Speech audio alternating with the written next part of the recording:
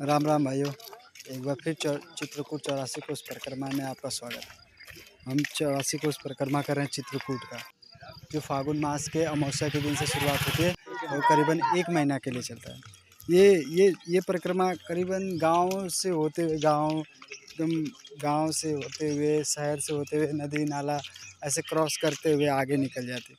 और ये परिक्रमा 1 महीना के लिए करीबन चलता है। और आप देख ही सकते हैं, ये गाँव से होते हुए खूबसूरत नज़ारे हैं। आगे चलते देखिए बैल है ये, और गाँव की खूबसूरतियों के साथ चलता है।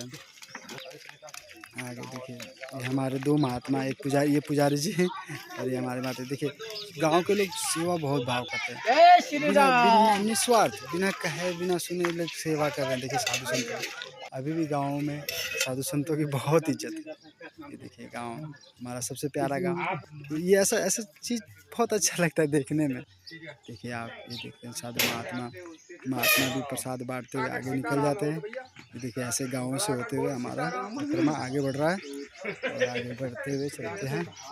आगे देखते हैं और आगे ये देखिए मिट्टी का घर है और यहीं से आगे होते हुए आगे निकलते हैं, निकल जाएंगे। 84 कोस परिक्रमा है और ये परिक्रमा 1 महीना के लिए चलेगा। आपको पता है सारे परिक्रमा 84 कोस का ही क्यों होता है?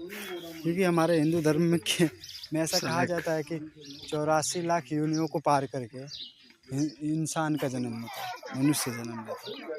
तो बस इसी पे एक कथा है। ये देखिए अभी सीताराम 84 लाख योनियों को पार करके, मतलब कि जिसने 84 कोस का परिक्रमा किया उन्हें साहब कहीं भटकना नहीं पड़ेगा। ये देखिए ऐसे ही गांव से होते हुए आगे से निकल रहे हैं और वो डायरेक्ट इंसान के में जन्म लेगा, ऐसा कहा जाता है। भाई देखा तो किसी ने नहीं है, विश्वास पे दुनिया कायम है, इसे हम भी कायम है। ये आगे देखिए ये सब प्रसाद ग्रहण करने के बाद ये हमारे महाराज जी हैं श्री गोविंद जी, और इन्हीं के नेतृत्व में करीबन 700 साधुओं का परिक्रमा करा। डेली 700 साधुओं को भोजन पवाना, उनके लिए नाश्ता का इंतजाम करना, ये सबसे बड़ी जिम्मेदारी चैलेंज है। डेली 1.5 कुंटलों का रोटी का आटो का रोटी बनवाया जाता है। देखिए आप इसी जंगल के रास्ते ही आगे हमारी परिक्रमा निकल जाएगी। करीबन 700 साधु हैं और ऐसे ही करते आगे निकल जाते हैं हम। आइए आपको भी दिखाते हैं कि कैसे परिक्रमा। देखिए ये नदी पार करने के बाद ये बाघिन नदी है, जो माँ गंगा का एक धारा का स्वरूप है। और ये बाघिन नदी को पार करने के बाद अगला पड़ाव है हमारा, और वहाँ पे भोजन प्रसाद का प्रबंध है। वहाँ पे देखिए ये बाघिन नदी है, ये यहाँ इस एक और नदी आगे पड़ती है। इसके बाद फिर परिक्रमा आगे बढ़ता है। देखिए सारे साधु संत आदमी हैं, कुछ आगे निकल गए, कुछ पीछे रुके, कुछ स्नान कर रहे हैं। ये देखिए पूजन हो रहा है, ये हमारे झंडे का। देखिए यहाँ पे लोग भाव उनका अलग ही है। अब वो कुछ समझ में नहीं आता ये क्या भाव है। साधु संतों का सेवा करने का तरीका ही कुछ अलग है गाँव में। ये करीबन आदिवासियों का क्षेत्र है, जो जिनको पता ही नहीं क्या है। आइए देखिए दिखाते हैं हम आपको। ये देखिए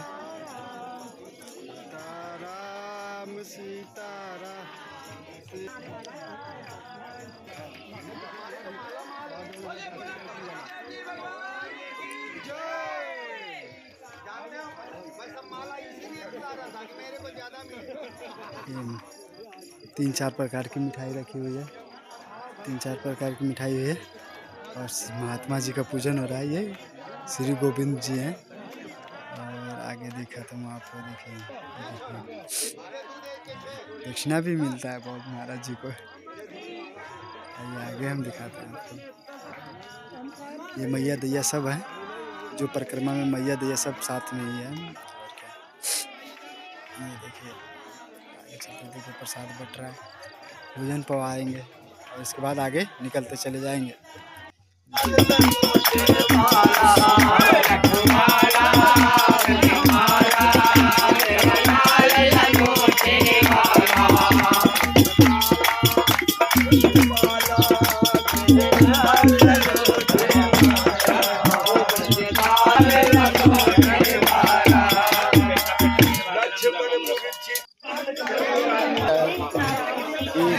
दूध भी यहाँ पे पिलाते हैं, क्योंकि आप भी दीदी बताइए। 800 साधुओं को दूध पिलाना है, दूध पिलाते हैं, चाय पिला रहे हैं और 3-4 प्रकार की मिठाई खिलाते हैं।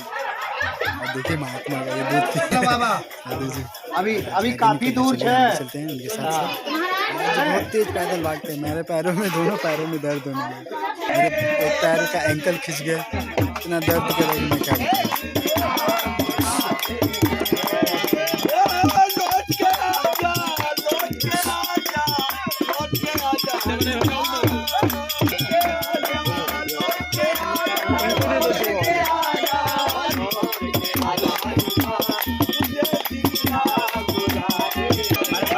हमारे पास बंदा पैसा है, आप लोग बोला पैसा हो रहा है। इसको नहीं मिला दक्षिणा उधर से डाले। हमारी यात्रा आगे निकल रही है। यहाँ पे अब जहाँ पड़ाव रुकता है वहाँ पे दक्षिणा का भी प्रबंध है।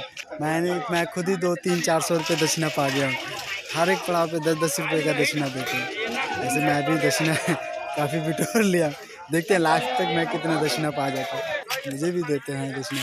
ये देखिए दक्षिणा बांट रहे हैं।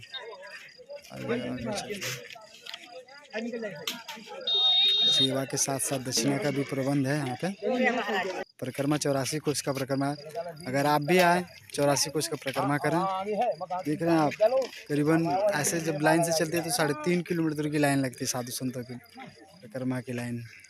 आप देखिए 84 कोष का परिक्रमा है। आप भी आए, परिक्रमा करिए, आनंद लें। और साधु संत रास्ते में बच्चों को बांटते ही चलते।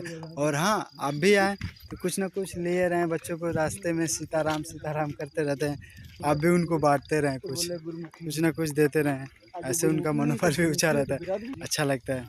ऐसे पहाड़ों से होते हुए आगे हम निकलते हैं। ये देखिए, ये बागिन नदी फिर से मिली हुई बागिन नदी। अब इसको हम, इसमें ज़्यादा पानी है, करीबन कमर इतना पानी है, तो इसको क्रॉस करना पड़ता है। ये भी माँ गंगा का स्वरूप है, माँ गंगा का स्वरूप है, इसी से पार करना पड़ता है इस नदी को।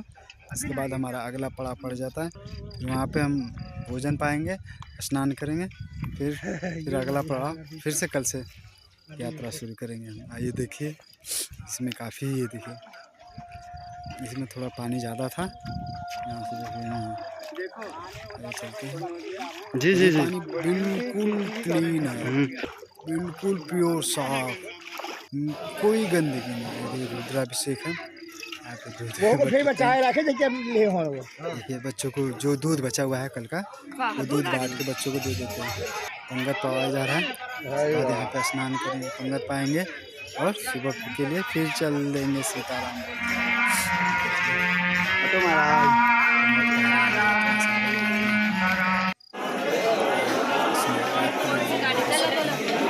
होने के बाद